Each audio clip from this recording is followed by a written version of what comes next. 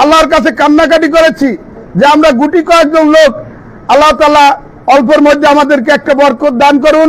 কারণ কোন জিনিস জনপ্রতিনিধি হতে হলে আল্লাহর রহমত ছাড়া হয় না। আল্লাহ তাআলা অল্পতেই আমাদেরকে রহমত দান করেছে। আজকে যদি আমরা এই সাফল্য অর্জন করতে না পারতাম, তাহলে সর্বপ্রথম এই গলাচিপা উপজেলা বিএনপি যে শাহজাহান খানকে নিয়ে আমরা দলকে সুসংগঠিত করেছি, আমাদেরকে একটা বদনামের মধ্যে পড়তে হয়েছে।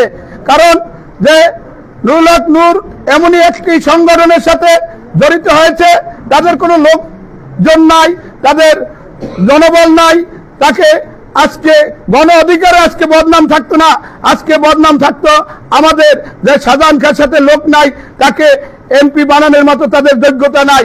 আজকে আল্লাহ তাআলা আমাদেরকে অসীম রহমতের মধ্য দিয়ে যে আমাদের একটি সুবল আল্লাহ তাআলা দিয়েছে, এই জন্য আল্লাহ তাআলার কাছে লাখো লাখো শুকরিয়া আদায় করি।